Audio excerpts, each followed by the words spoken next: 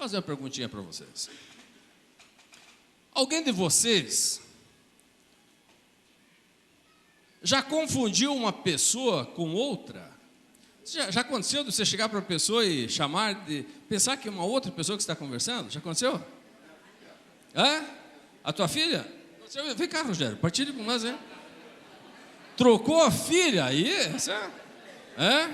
Pode, por acaso, a mãe esquecer do filho que mama? Se porventura, agora o pai não, né? Mas mesmo que isso aconteça, porém eu não me esqueceria de ti. Como é que foi isso, Rogério? Paz, igreja. Eu tenho as meninas minhas, são gêmeas, né? Então é meio fácil, mas ultimamente tá complicado. Ontem à noite a situação aconteceu. Eu cheguei, eu estava em casa lá com os amigos, e aí chegou a minha filha, que uma casou, né, minha vizinha, chegou na janela e uma tinha descido no escritório também, que é próximo. E quando chegou na janela, eu achei que era outra, comecei conversando achando que era a Mariana, né? E era a Eduarda. E ela ficou me olhando e disse, pai, não, é a Eduarda, tá errado, errou. Mas acontece bastante, né? Bastante mesmo. Como é que é essa sensação, Rogério? Terrível, né? Quem mais? Quem já confundiu? De chegar, cumprimentar uma pessoa, chamar pelo nome, de repente olha, não é aquela pessoa.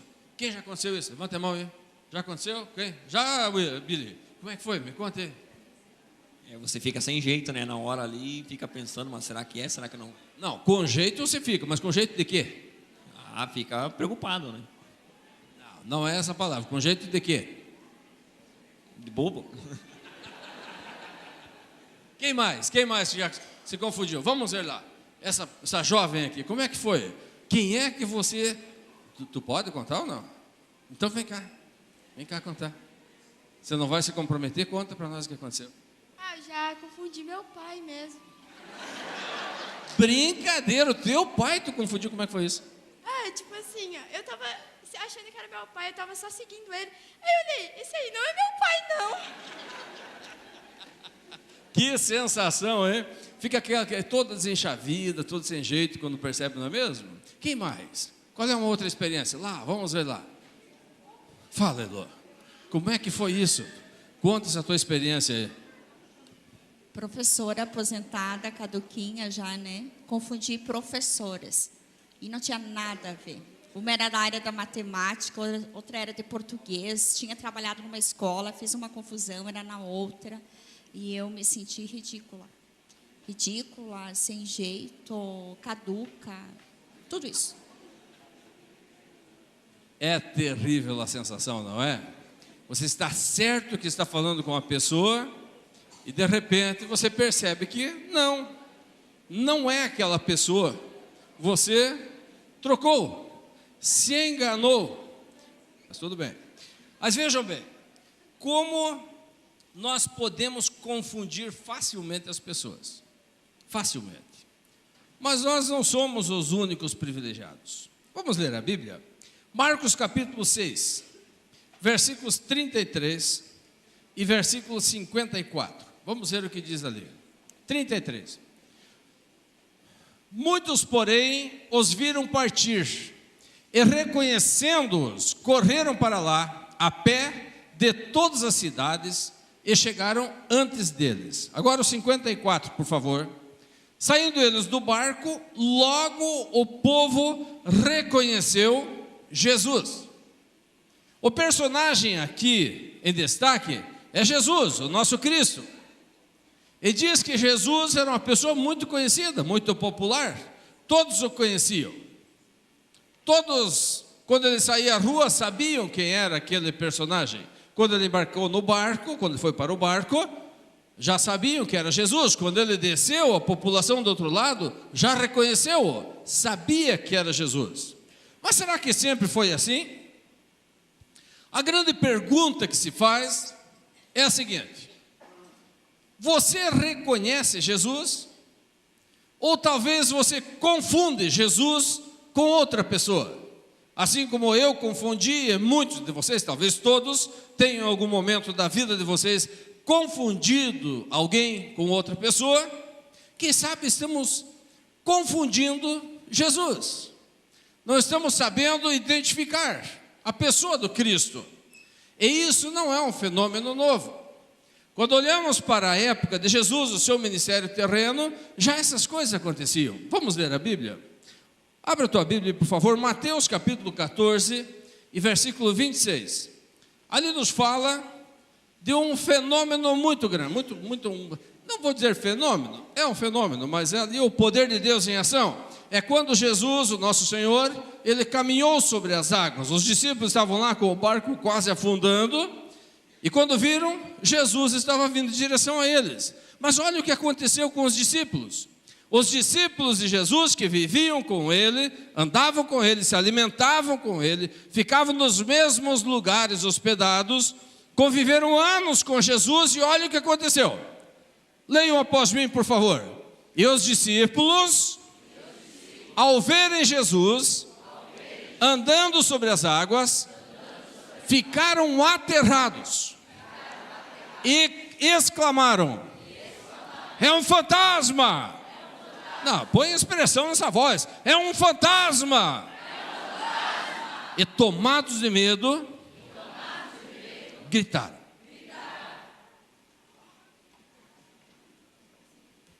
Olha só, os discípulos de Jesus, que conviveram com ele, andaram com ele, presenciaram Jesus fazer milagres, em determinado momento, quando viram Jesus em uma circunstância diferente, eles identificaram o seu amigo, o seu mestre, como o quê? O que é fantasma? O que é fantasma?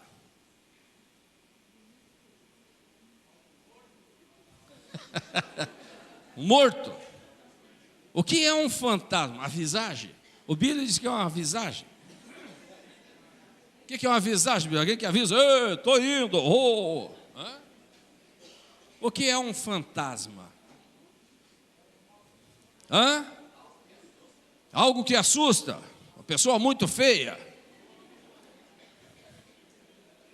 O que é um fantasma?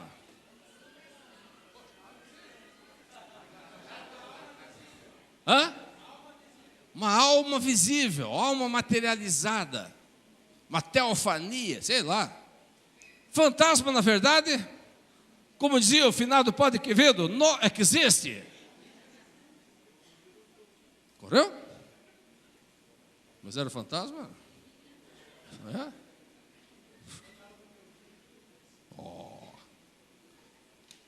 Fantasma. Uma expressão de algo que não existe, algo imaginário. Olha só, algo irreal. Aqueles discípulos que andaram com Jesus, viram os milagres acontecerem, se alimentaram junto com ele, Diógenes. Eram íntimos de Jesus. E de repente, quando fugiu da normalidade, fugiu daquele círculo de atitudes, de atividades que Jesus fazia, o que eles falaram? É irreal, é uma miragem, não é real. Quantas vezes nós olhamos para Jesus e pensamos como os discípulos? Nós queremos um Jesus imaginário. Queremos um Jesus irreal. Uma lenda. Nós até sabemos que Jesus foi real, mas nós não conseguimos crer nisso.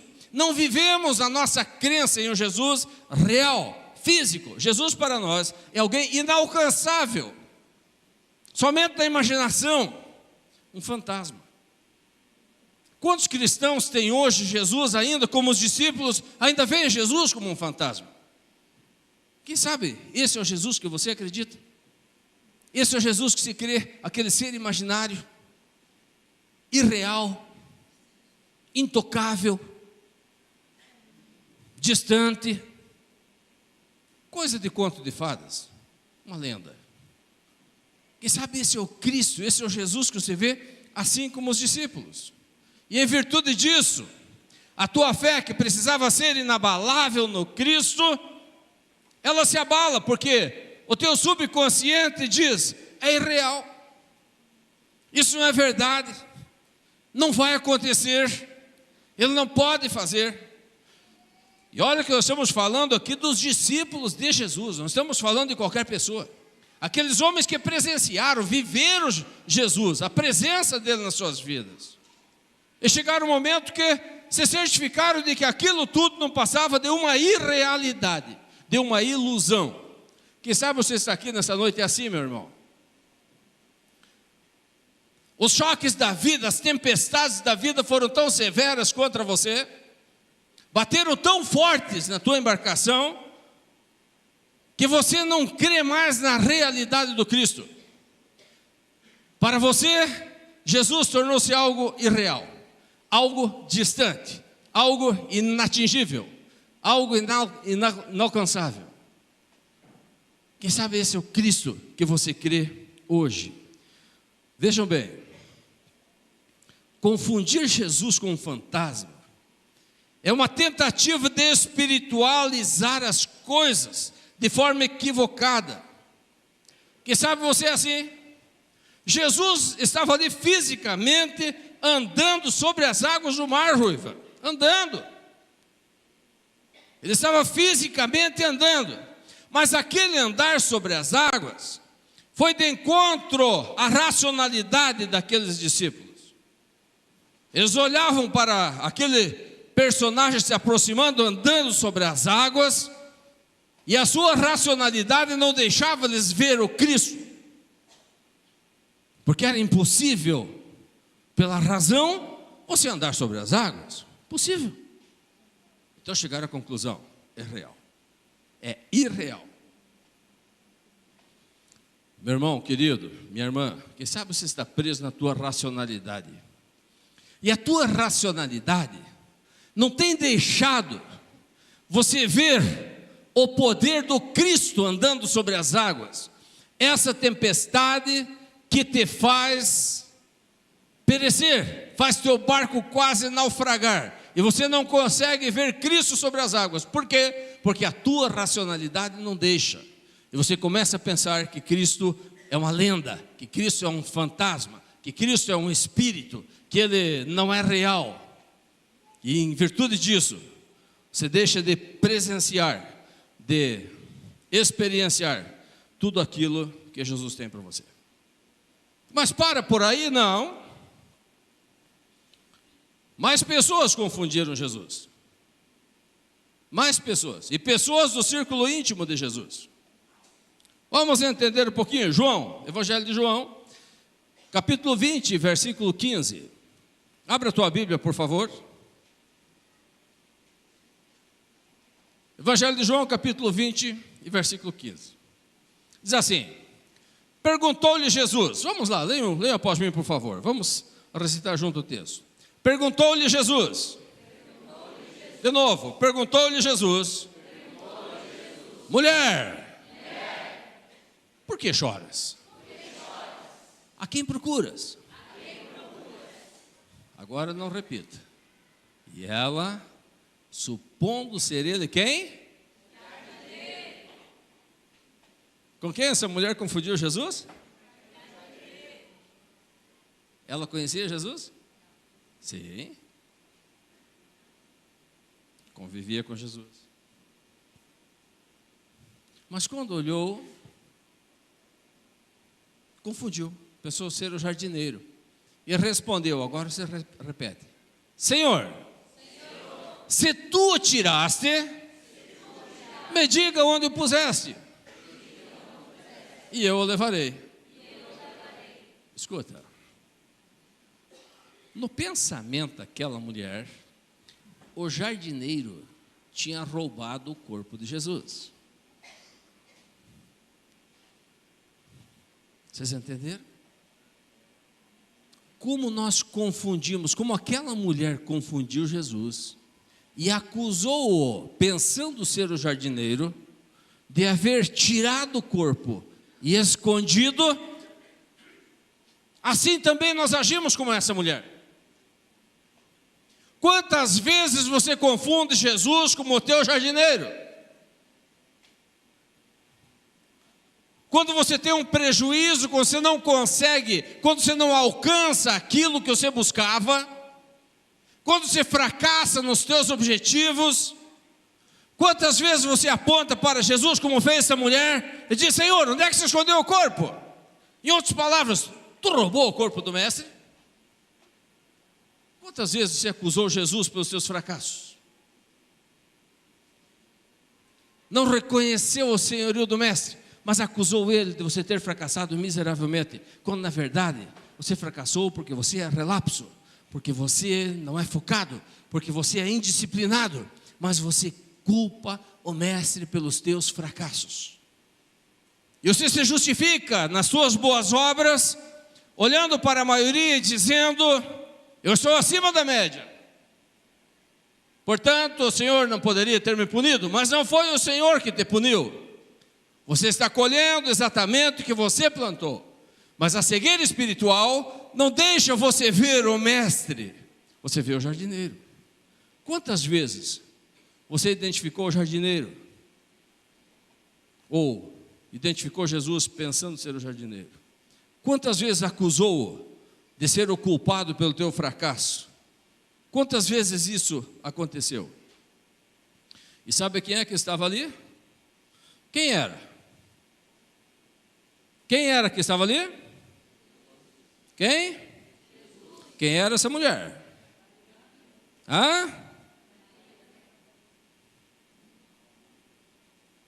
Confundir Jesus com o jardineiro representa os momentos comuns e corriqueiros em que nós não percebemos o cuidado e a presença constante de Deus conosco, até nas mínimas coisas. Isso é confundir Jesus com o jardineiro. Jesus quer que nós o reconheçamos até nas pequenas coisas, nas mínimas coisas. Mas parou por aí? Não. Lucas capítulo 24, versículos 14 a 16.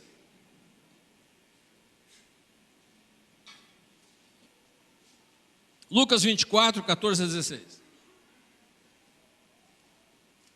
Uma outra confusão.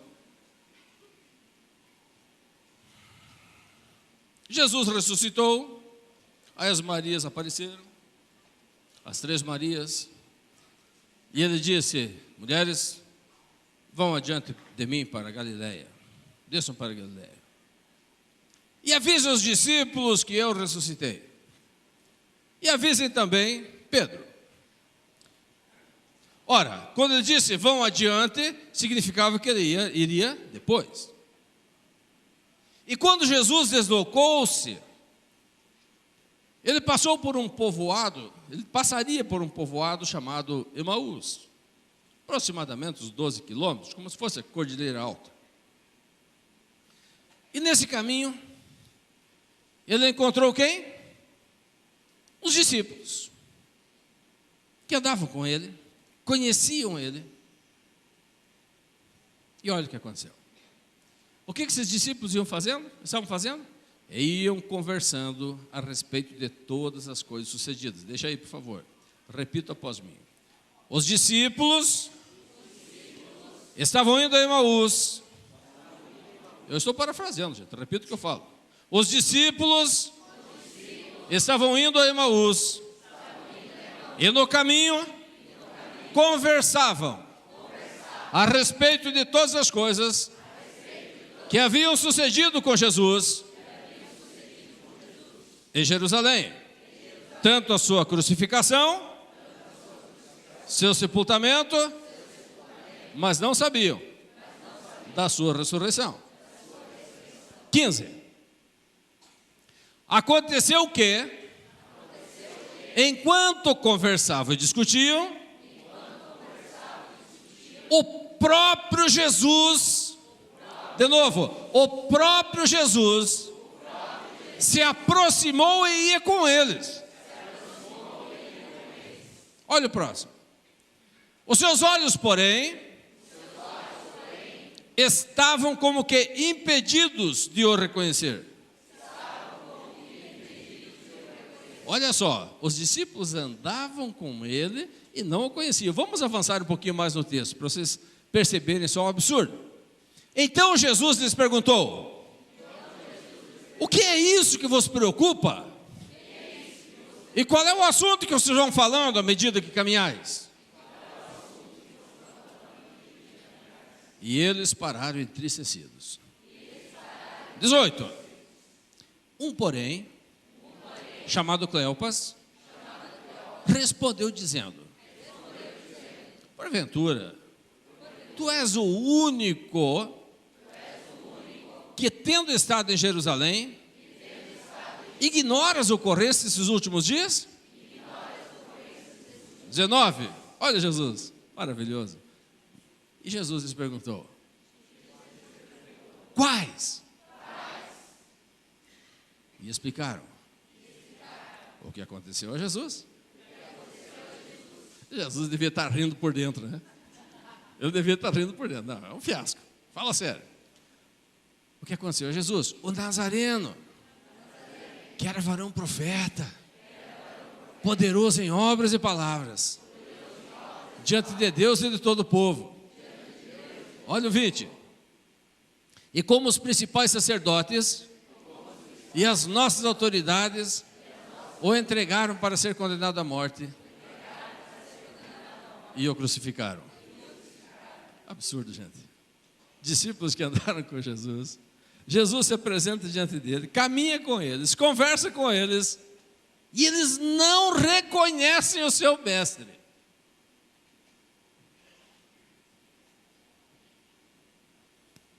Quem sabe você está assim, meu queridão? Frustrado, decepcionado, fugindo de tudo, da realidade, decepcionado até mesmo com Cristo, com a vida, buscando refúgio em subterfúgios, nas compulsões, nos vícios, buscando alívio para a tua alma desiludida, e acredita que Jesus te abandonou. Assim estavam aqueles discípulos.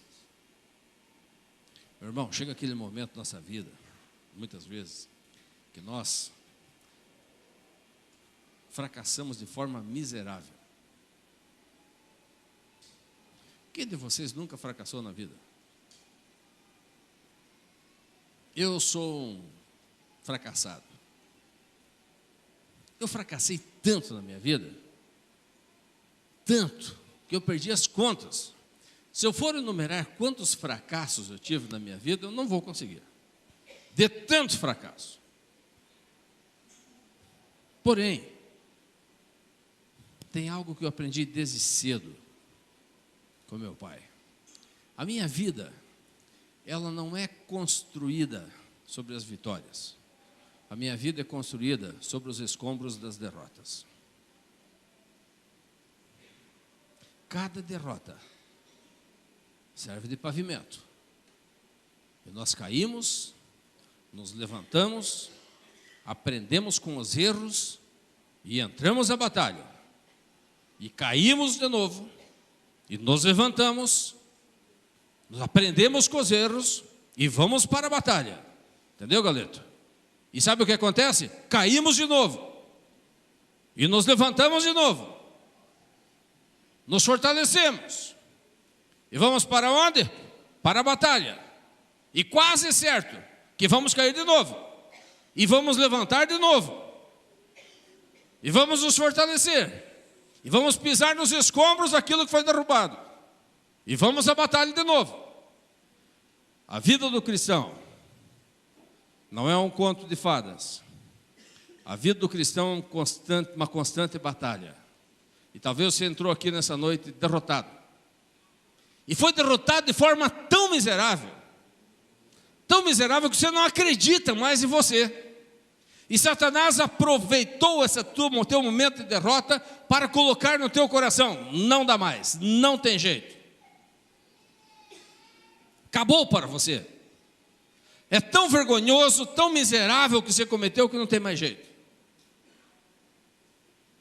Aqueles discípulos estavam tão decepcionados. E olha o que a decepção faz. Na hora da decepção, você não consegue ver Jesus ao teu lado. Você fica tão bloqueado pela decepção, tão envergonhado, tão frustrado, que Jesus está do teu lado e você não vê. Tu não identifica a presença do Senhor ao teu lado. Tu se sente só, desamparado. É o que acontecia com aqueles discípulos. Jesus falando com eles, e ele perguntou: escuta, o que foi que aconteceu em Jerusalém? Diz: acaso és tu um estrangeiro?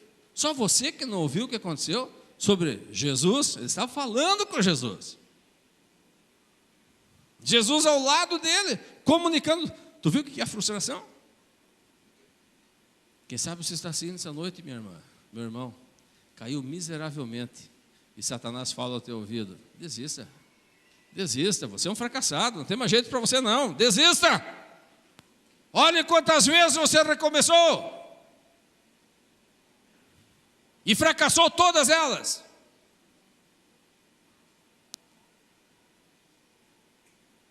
O vencedor não é aquele que nunca perde na batalha.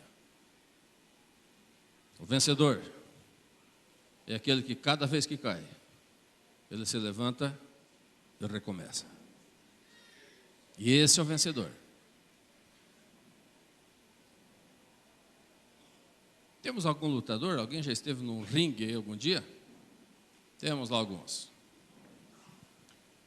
Quem esteve no tatame aí já sabe do que eu estou falando. Quando você pisa no tatame, você pode ter certeza de uma coisa: você vai beijar a lona. É ou não é? Hã? Vai beijar a lona. Mas o que faz de você um vencedor? É aquele que se levanta e vai de novo, e encara o adversário, corrige o erro que você cometeu e vai em frente, até que você encontre o ponto fraco do inimigo. E você vai se fortalecendo cada dia mais, até você ser um vencedor. Meus amigos, a vida espiritual é dessa forma. Quem sabe você está aqui nessa noite decepcionado contigo mesmo. E a decepção é tão grande que você não está percebendo que Jesus está caminhando lado a lado na tua decepção, na tua frustração, na tua angústia. Ele está caminhando ao teu lado, está caminhando contigo. A presença dele é real na tua vida. Deixe de lado isso tudo. Quem sabe Jesus tem sido um viajante, um jardineiro. Quem tem sido Jesus para você? Agora, João 21, 4 a 7, Evangelho de João, capítulo 21, versículo 4 a 7, nós encontramos ali um outro tipo de engano, de pessoas se enganaram com Jesus. O que diz ali? Mas ao clarear da madrugada estava Jesus na praia. Não sei por que tem algumas igrejas que proíbem praia, né? Jesus vivia na praia. Jesus era praiano, rapaz. Tivesse molinete na época, parece que está vendo Jesus lá com bermudão, né, uma sandaliona lá, ó, no costão lá, ó, né, pegando uma chuva. Pode ver. Jesus tinha uma folguinha, vamos para a praia. Pegava o barco e ia, vamos, pesada, vamos dar uma relaxada aí. Estou louco com vontade de comprar uma casinha de praia. Imitar o nosso Senhor. O que diz ali? Mas ao clarear da madrugada, estava Jesus na praia. Todavia, os discípulos, quem? Quem é o discípulo? Aquele que segue o seu Senhor, segue o seu mestre. Os discípulos não reconheceram que era ele. E daí, o que aconteceu? Perguntou-lhes Jesus, olha só, rapaz, Jesus conversando com os malas, e eles não reconheciam ele. Perguntou-lhes Jesus, filhos, tendes aí alguma coisa de comer? E eles responderam, não. Então ele lhes disse, lancem a rede à direita do barco e achareis. Assim fizeram. e já não podiam puxar a rede. Tão grande era a quantidade de peixes. 7. Aquele discípulo a quem Jesus amava, quem era esse discípulo? João. Disse a Pedro: é o Senhor. Depois do milagre, reconhece o Senhor. Mas como não reconheceu antes? É o Senhor. E Simão Pedro, ouvindo que era o Senhor, vestiu-se. Por quê? Porque estava peladão, nu. Aí os caras vêm inventar, né? Ele estava de sunga. Que é sunga, meu irmão? Nós estamos falando de 2000 anos atrás. Que é sunga? Cingiu-se com sua veste, porque se havia despido, e lançou-se ao mar para ir ao encontro do Senhor. Meus amados, quem sabe você é daqueles que só reconhece o Senhor depois do milagre? Depois do milagre acontecido aqui, assim estavam os discípulos. Somente depois do milagre. Mas por quê? O que levou esses discípulos a estar nessa situação? A não reconhecer o seu Senhor.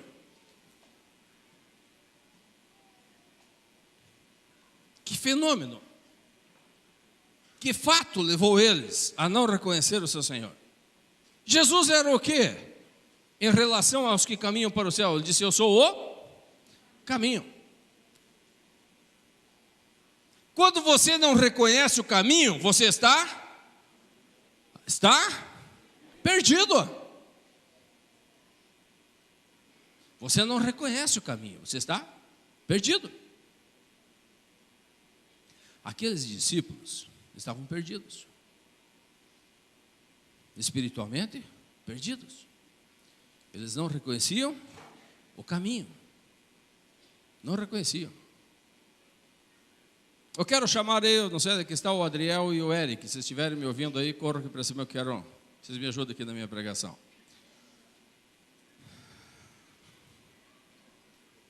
Já estiveram perdidos? Quantos de vocês? Quantos de vocês já se perderam algum dia na vida? Levante a mão, bem alto. Já se perderam? Vamos ver como é que é a experiência de vocês aí, vamos ver. Vamos falar com o perdido aí. Eu já me perdi, depois vou contar a experiência para vocês. E olha que eu sou bom em localização. Eu sou geógrafo. Não é fácil me perder, mas já me perdi. Alan, como é que foi a experiência, Alan, de estar perdido? Às vezes a gente tenta fazer uma coisa, não consegue e não encontra mais o caminho. Daí acha que não consegue mais. Perfeitamente. Quem mais se perdeu aí que compartilhar a história conosco aí? Vamos ver. Rapidão. Quem? Ninguém? Aí, ô povo medroso.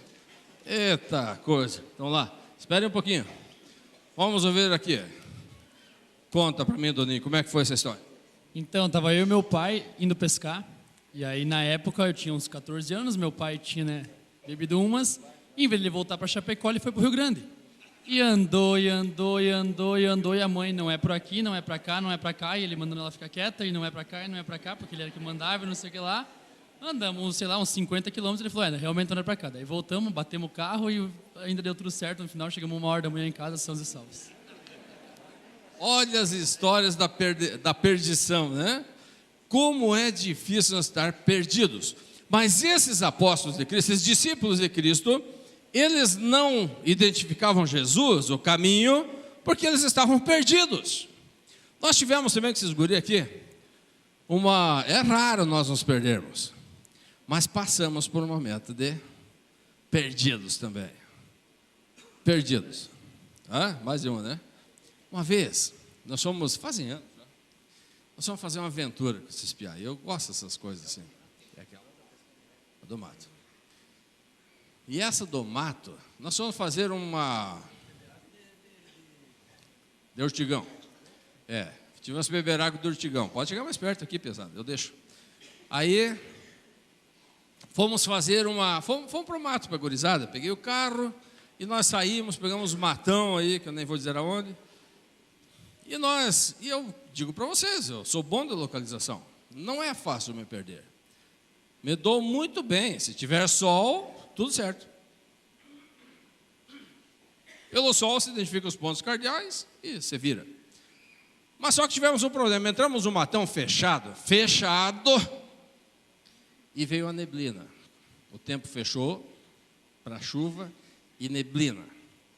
E nós fomos e eu não encontramos mais o caminho do retorno. Não teve jeito. Não teve jeito, sem ponto de referência, neblina que tu não chegava um palmo na frente do nariz, não tinha sol para você olhar, não tinha rio para se guiar, tinha nada. Perdidos no mato, nós três. Só com uma faquinha. Coisa rara de acontecer, mas aconteceu. E nós ali andamos, e andamos, e andamos, e passou o meio-dia, e nós sem água, sem comida, morto de fome, morto de sede, e tivemos que ir detonando os urtigão e bebendo água, né? Cortando urtigão e bebendo água, cortando urtigão e bebendo água para matar a sede. Ficamos o quê? Acho que aquele dia uns 7 horas, pesado, por aí? Mais de 7 horas, acho quase 10 horas no mato. Até que nós conseguimos achar uma estrada.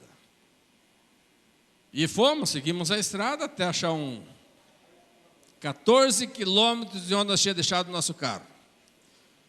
14 quilômetros, perdido. Gente, a sensação, fala aí, pesada. Ô bebê, fala aí, a sensação de estar perdido. Como é que é isso? Eu era mais novo um pouco na época, né? Então foi um pouquinho mais aterrorizante, né? Mas eu lembro que a gente saiu e a gente estava confiante, porque imagina, a gente estava em 3, a gente saía, a gente já andava no mato, já era acostumado. Aí marquei árvore e tudo, e foi, andamos, e estava confiante e andava, conhecia o mato e ia para as beiradas. Daqui a pouco chegou uma altura do dia, quando chegou a hora de voltar, quem disse que achava as referências de novo, né? O sol já estava nublado, né? E daí não achava mais as coisas que a gente tinha marcado para voltar. Aí, beleza, primeira hora ali, um pouquinho depois, você começa a andar e ir atrás e coisa, daqui a pouco começa a passar o tempo, você começa a ver que está perdido e começa a bater o desespero. Lembro que aquele dia no almoço eu cheguei a almoçar um pé de lima, foi meu almoço lá cheio, estava perdido no mato ali, é a lima mesmo que vai. E a gente ficou, e daí eu vi que passou o almoço, a gente foi, chegou a tarde, a gente passava o tempo, a gente não achava o caminho de volta, e daí começava a bater o desespero, você já começa a pensar na noite, né? Começa a descer o dia e você pensa, como é que eu vou dormir aí, como é que eu vou fazer? E pensa, para mim pelo menos, me marcou assim, eu fiquei muito desesperado aquela tarde lá. Obrigado pela cooperação, show de bola, pode seguir para os seus afazeres. Perdidos no mato. A sensação de estar perdido, onde você não tem recurso, é só quem passa para saber. Quando você se perde na cidade, você busca ajuda. Para no posto de combustível, pega de orientação. Agora, tu está no mato, tu não tem nada. Tu está com 7 horas de caminhada no meio do mato, tu não tem referência, não tem nada. Pense a alegria quando você vê uma trilha. Agora, a Bíblia nos conta a história de um personagem. Jesus falou isso, que ele se identifica comigo e com vocês, que é diferente dos textos que nós lemos, e aqueles que nós falamos, eles só não reconheceram Jesus porque estavam perdidos. E nós às vezes nos perdemos, e nós nem nos lembramos, não reconhecemos Jesus porque estamos perdidos. E o nosso Senhor fala a história de um moço que ele perdeu-se voluntariamente. Ele afastou-se voluntariamente e viu-se perdido. Vamos ler o texto? Esse texto conta a nossa história, de eu e você perdidos. Lucas capítulo 15, versículos 11 a 24. Vamos ver o que fala ali. E Jesus continuou falando o seguinte: certo homem tinha 2 filhos. Ouçam a história. 2 filhos. Esse certo homem, isso aqui é uma parábola, é uma figura de linguagem. Jesus está falando de quem aqui? Do Pai Celestial. Os 2 filhos, 2 categorias de filhos. Vamos entender aqui. Certo homem tinha 2 filhos. O mais moço deles disse: pai, me dá a parte dos bens que me cabe, me dá a minha herança. Ele recebeu o que lhe era de direito, 13. E passados muitos dias, o filho mais moço ajuntou toda a sua herança, tudo que era seu, e partiu para uma terra distante. E lá dissipou os seus bens, vivendo dissolutamente. Depois de ter consumido tudo que recebera do seu pai, sobreveio àquele lugar uma grande fome, e ele começou a passar necessidades. Então, ele foi e se agregou a um dos cidadãos daquela terra, e esse cidadão o mandou para os seus campos para apacentar porcos, tratar os porcos, um chiqueiro. Ali, ele desejava alimentar-se da alimentação dos porcos, da ração dos porcos, mas ninguém lhe tirava daquela situação, ninguém lhe dava nada. Então ele caiu em si e disse: quantos trabalhadores do meu pai têm pão com fartura, e eu estou aqui a perecer de fome? Levantar-me-ei e irei ter com meu pai, e lhe direi: pai, pequei contra o céu e perante ti. Já não sou digno de ser chamado teu filho. Trata-me como um dos teus trabalhadores. E levantando-se foi para seu pai. Vinha ele ainda longe, quando seu pai o avistou e, compadecido dele, o abraçou e beijou. E o filho lhe disse: pai, pequei contra o céu e diante de ti. Já não sou digno de ser chamado teu filho. Mas o pai, porém, disse aos seus servos: depressa, tragam a melhor roupa, vistam-no, pondo-lhe um anel no dedo e calcem seus pés com sandálias. Trazei também e mate aquele novilho que está sendo tratado na cocheira, aquele novilho cevado. Vamos comer e vamos fazer festa. Por quê? Porque esse meu filho estava morto e reviveu. Estava perdido e foi achado. Olha o perdido aqui. E começaram a alegrar-se. Meus amados, essa parábola conta a minha história e a tua história. Nós somos os perdidos, que um dia abandonamos voluntariamente a casa do Pai. Um dia deixamos o convívio da casa do Pai e saímos nos aventurar. Perdemos tudo o que recebemos do Pai e caímos na miséria espiritual. Nós somos esses perdidos. E a situação tornou-se tão miserável, tão bruta, que nós pensávamos não ter mais solução para nós. Eu não sei a que nível você está de afastamento, a que nível você está perdido. Não sei se você identifica os sinais que te trouxeram até esse lugar de perdição que você está. Você identifica as marcas que ficaram no caminho? Eu e meus meninos, e olha que eu sou bom de mato, sou bom de trilha, e eu me perdi. Mais de 10 horas, perdido. Não encontrava um sinal sequer. E nós tínhamos deixado marcas na trilha, não encontrava nada, a neblina era tão forte que nós não via nada. Acredito que foi por Deus para ter uma experiência dessa. E quando o tempo passa, a sensação que dá é de desespero. Quem sabe hoje você está desesperado com a tua situação. Desesperado. Sabe por quê? Porque você tomou a tua herança, ou quis a tua herança antes do tempo. O versículo 12 que nós lemos diz assim: o mais moço deles disse ao pai: Pai, dá-me a parte dos bens que me cabe. E ele lhes repartiu os haveres.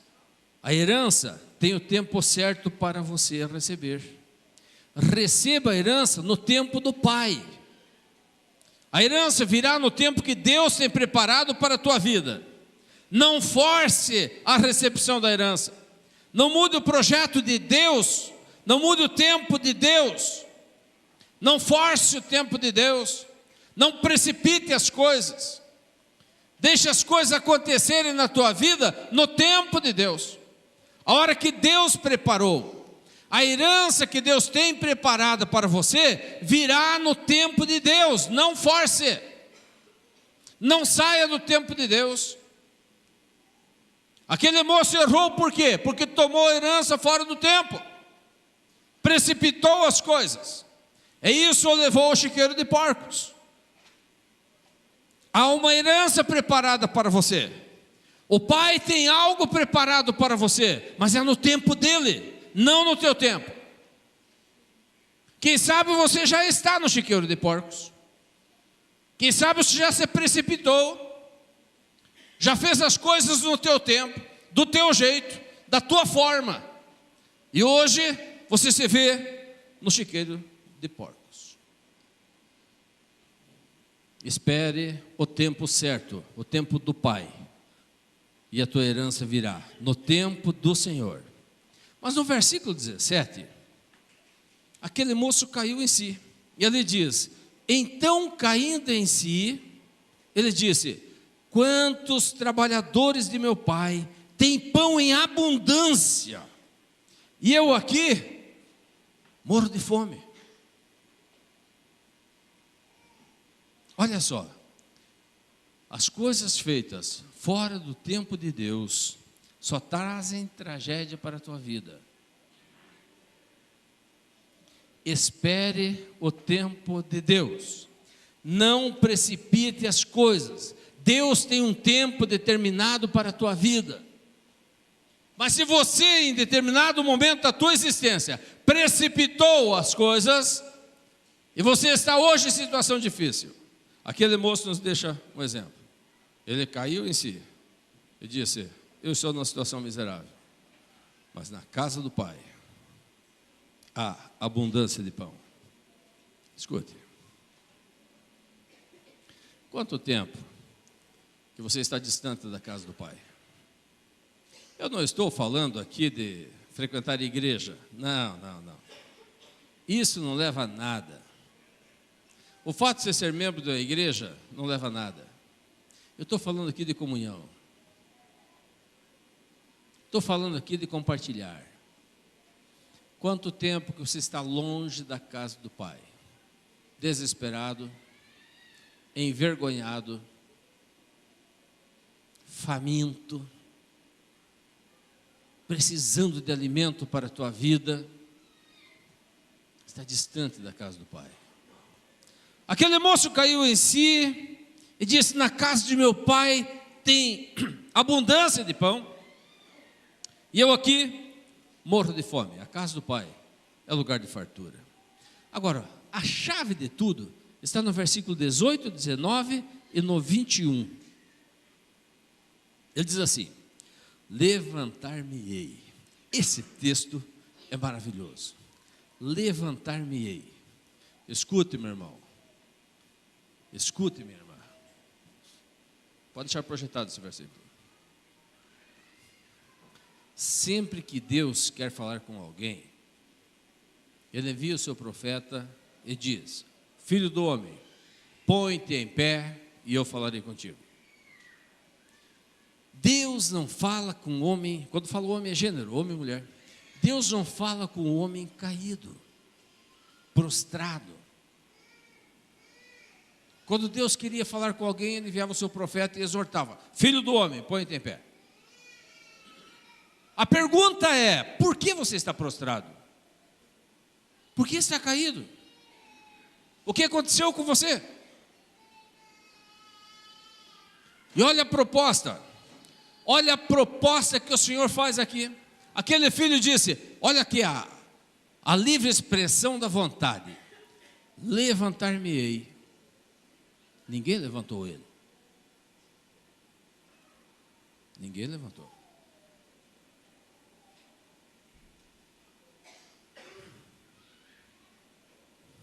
Livre-arbítrio e ação. Decisão, meu irmão. Escute, você tem que tomar uma decisão na tua vida. Pare de enrolar você mesmo. Tome uma decisão. Decida pela tua vida. Levantar-me-ei. E farei o quê? Irei ter com meu Pai. Tome uma decisão na tua vida. Levante-se. Se você foi derrotado, aprenda com a tua derrota. Aprenda com o teu pecado. Aprenda com o teu fracasso. Edifique sobre os escombros da derrota. Põe-te em pé. Levante-se. Deus não trata com ninguém caído, ninguém prostrado. Como diz o gaúcho, ninguém derreado. Põe-te em pé. E eu falarei contigo. Levantar-me-ei e irei ter com meu Pai. Na casa de meu Pai, a abundância de pão. E dir-lhe-ei, Pai, pequei contra o céu e perante ti. Já não sou digno de ser chamado teu filho. Aqui nós vemos uma contradição no entendimento. Como nós vemos Deus e como Deus nos vê. Nós geralmente, nós pensamos, Deus é um Deus irado, se eu for até Ele vai agora me punir, porque eu sou uma pessoa muito errada, faço coisas erradas e Deus vai me punir. E esse era o sentimento do filho pródigo. O filho pródigo é você, sou eu. E ele chegou humildemente ao pai e disse, Pai, eu já não sou digno de ser chamado teu filho. Me trate como um funcionário da tua casa. Ou seja, me dê o básico para sobreviver, que para mim já está de bom tamanho. Aquele moço estava enganado. Ele não conhecia o coração do pai.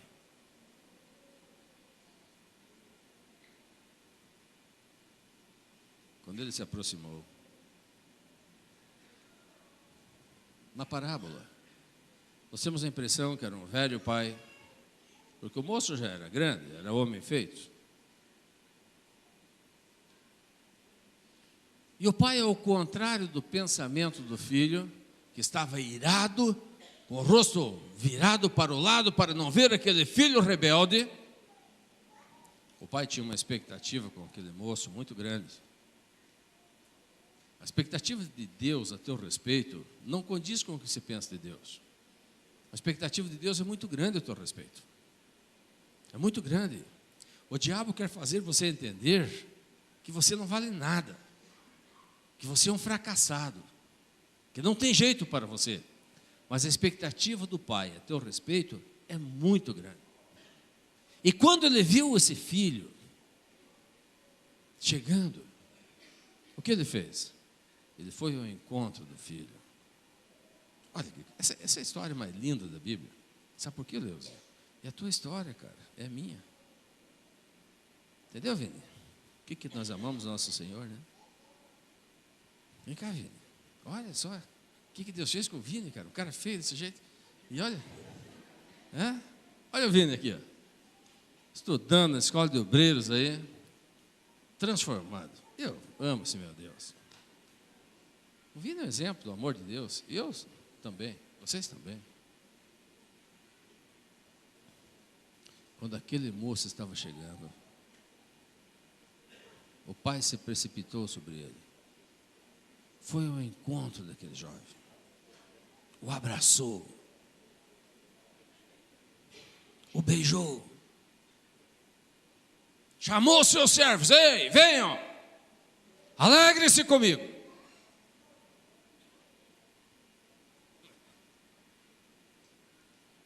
A nossa velha batalha contra o nosso adversário está aqui. Ó. Satanás quer te convencer que você, desculpa a expressão, chula, gauchesca, um cara que veio lá do Goma da Taquara. Ele quer fazer eu acreditar que eu sou tão carniça, tão pecador que Deus vai olhar para mim e vai dizer: seu carniça, vou te punir agora porque você pecou. Meus queridos, um dos atributos exclusivos de Deus é a onisciência. O teu pecado não é surpresa para Deus. A tua situação pecaminosa não pegou Deus de surpresa. Ele já sabia que você ia pecar. Ele é onisciente. Sabe todas as coisas, passado, presente e futuro. Ele já sabia. Deus não foi pego de surpresa com a tua negligência. O teu pecado não surpreendeu Deus. Ele sabia. Ele já sabia. E mesmo assim, aquele pai amoroso viu o filho jaguar, carniça, que dissipou seus bens, viveu dissolutamente.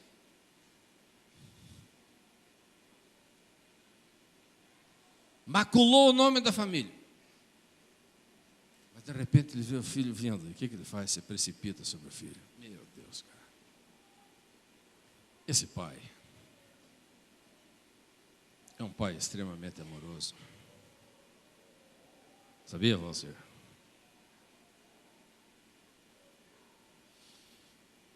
E quando eu li as Escrituras, eu encontro uma palavra de José, que diz que a misericórdia do Senhor é a razão pela qual nós não somos consumidos.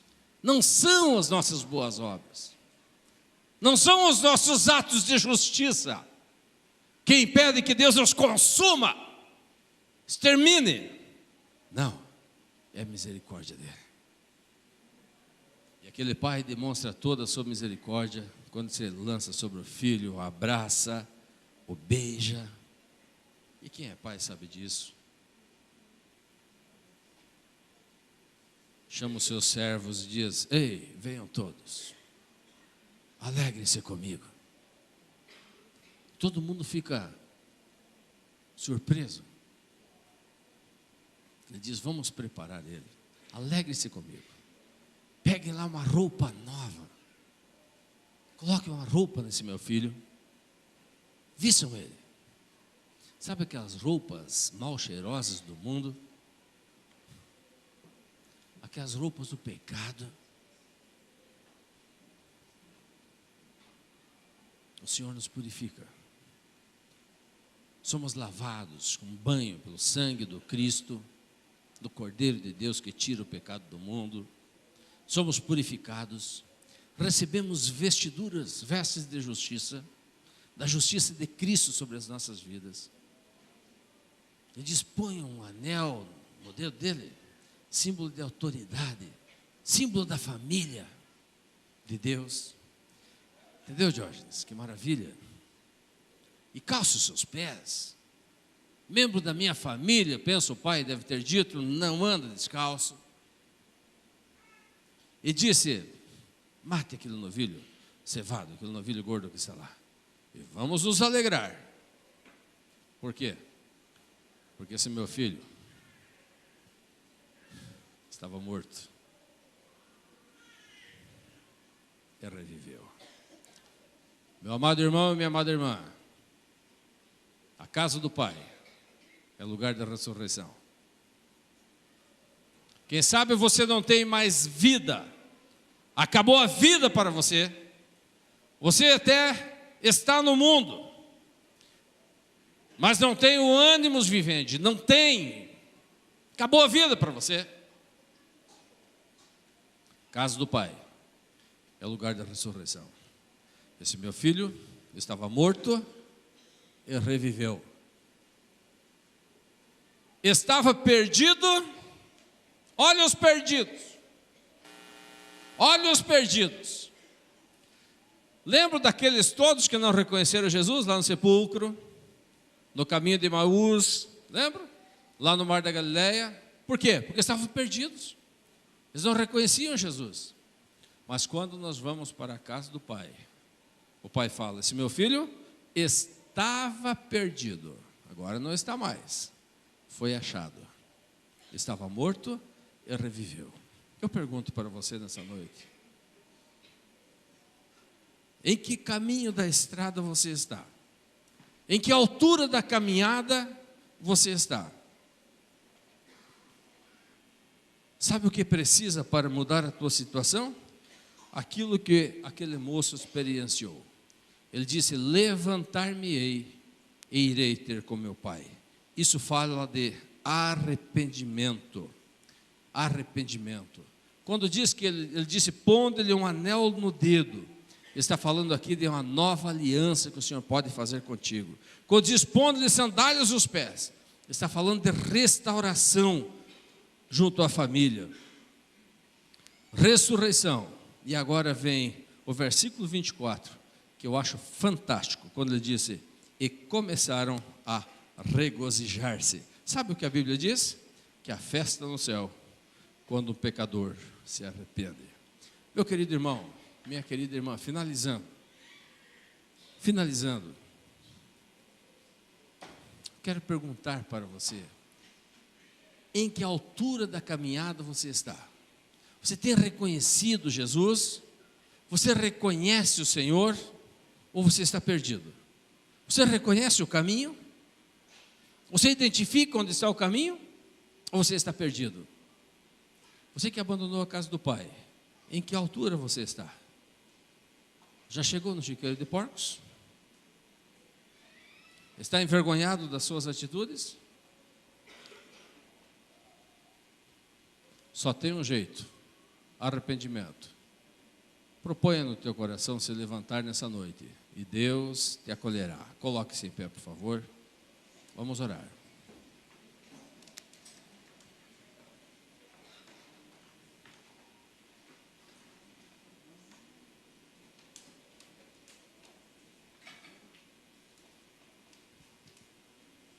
Quero orar por ti,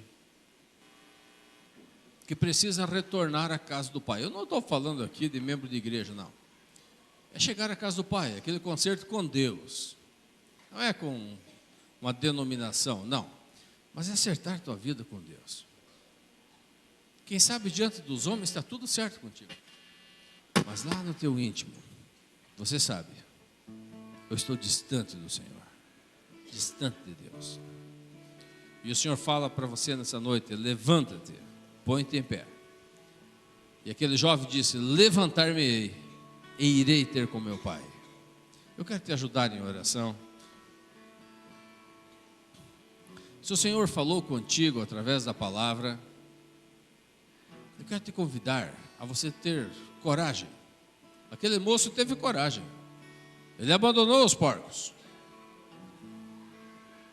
Tem cristão que não tem vitória porque não consegue abandonar os porcos.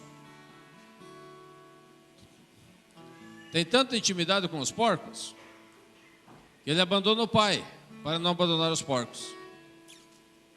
Para chegar à casa do pai, você tem que abandonar os porcos. Quero te convidar a você sair do teu lugar. Vamos orar juntos. Vem aqui na frente. Quero interceder a Deus por você, pela tua vida, e pedir que o Senhor te receba de braços abertos como recebeu aquele filho pródigo. Vamos cantar, Angela.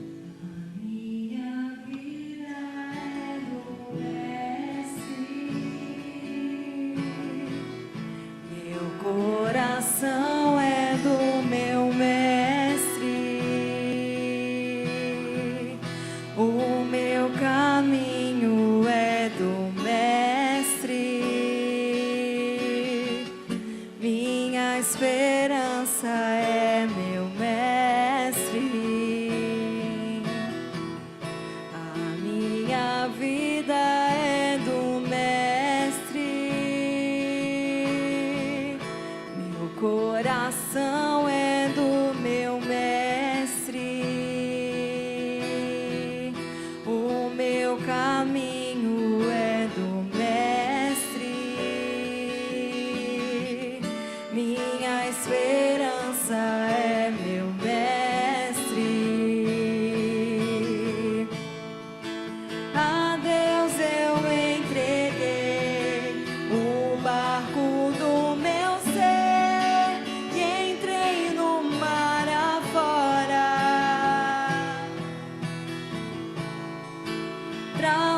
hoje eu naveguei, não vejo mais o cais, só Deus e eu agora. A minha vida é do Mestre, meu coração é do meu Mestre, o meu caminho é do Mestre, minha esperança é meu Mestre. Amém. Olhe para mim, vocês estão aqui na frente. Existem algumas coisas nesse mundo espiritual que nós precisamos entender. O mundo real é um mundo espiritual. Esse mundo físico que nós vivemos, esse é um mundo de ilusão. Essa é uma ilusão. Agora, o mundo real é o mundo espiritual. E a Bíblia diz que nós estamos rodeados de uma tão grande nuvem de testemunhas. Ou seja, ao nosso redor nós temos os anjos de Deus. E ao nosso derredor existem as legiões de demônios que estão aí, que lutam conosco todos os dias. É uma guerra espiritual travada. E o nosso posicionamento vai nos dizer como será a nossa vida, como esses seres espirituais agirão, a favor ou contra. O nosso posicionamento. E o nosso Senhor Jesus Cristo disse que todo aquele que o Pai dera a ele, virá a ele. E todo aquele que vier a ele, de maneira nenhuma ele lançará fora. De maneira nenhuma. Então escutem bem. Por que eu convidei vocês para vir à frente? Porque Jesus disse: todo aquele que me confessar diante dos homens, também eu confessarei diante do meu Pai que está nos céus. Mas aquele que se envergonhar de mim e das minhas palavras diante dos homens, também eu me envergonharei dele diante do meu Pai que está nos céus. Então essa vinda de vocês à frente hoje, eu fiz isso para expor vocês mesmos, essa é a ideia. É para que todos vejam que vocês estão entrando em contato com Jesus e rendendo a vida deles, de vocês a Jesus. Eu quero fazer uma pergunta. Todos nós um dia temos que fazer uma decisão por Jesus e dizer: Jesus, eu entrego minha vida a Ti. Quem sabe você nunca fez isso ainda. Talvez você foi um frequentador de igreja há muito tempo, mas nunca disse assim: Jesus, a partir de hoje eu entrego a minha vida a Ti, sou um discípulo Teu. Eu quero te dar a oportunidade para você fazer isso hoje. Isso é importante para a tua vida espiritual, é um marco na tua vida. É quando você estará abrindo teu coração e aceitando Jesus como teu Senhor e Salvador da tua alma. Isso é uma declaração pública, e eu gostaria de te dar a oportunidade para você fazer isso. Quem sabe você gostaria de fazer? Alguém gostaria de fazer isso? Só levante a mão como sinal. Fica a mão levantada, por favor, moço. Fica a mão levantada. Temos aqui.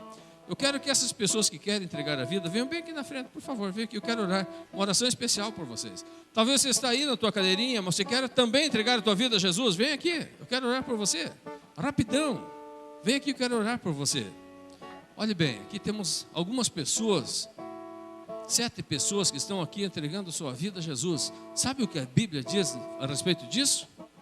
Que há festa no céu quando um pecador se arrepende. Imagina o regozijo no céu hoje.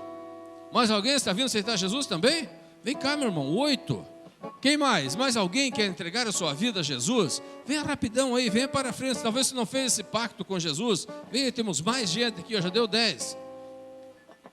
Jesus quer salvar você. Temos mais pessoas vindo. Vem aqui na frente. Quem vai se render a Jesus, quem está entregando sua vida, vem aqui, vem bem na frente aqui, ó. Aproveita o momento. Chega para cá. Vem bem na frente aqui, ó. Que maravilha. Vem aqui junto comigo aqui, ó. Vamos orar ao Senhor. Que bênção. Fica aqui do meu lado aqui, ó. Já passou aquele 12. Vocês não fazem ideia. É a decisão maior e melhor que vocês estão fazendo na vida de vocês. Vocês que estão rendendo a vida de vocês, entregando a Jesus, eu quero que vocês repitam uma oração que eu vou fazer com vocês.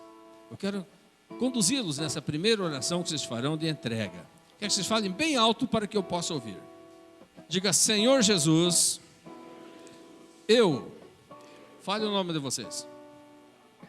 Neste momento, estou diante dessas testemunhas, declarando que ao ouvir o teu evangelho, Eu creio que tu és o Filho de Deus, o Cordeiro de Deus, que tira o pecado do mundo.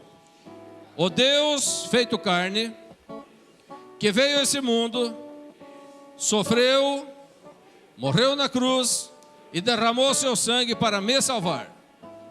E eu aceito, Jesus Cristo, o teu sacrifício substituto em meu lugar. E declaro que tu és o Senhor da minha vida, porque eu entrego agora a minha vida a ti.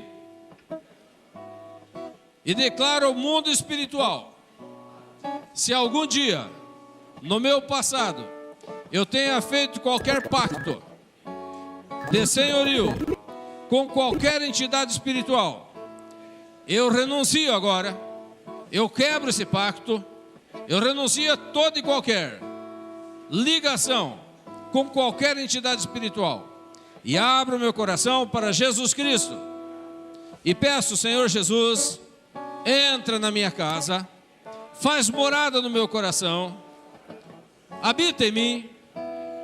Eu quero aqui, Jesus, declarar que a partir de hoje tu és o Senhor da minha vida, o meu Senhor e o meu Salvador.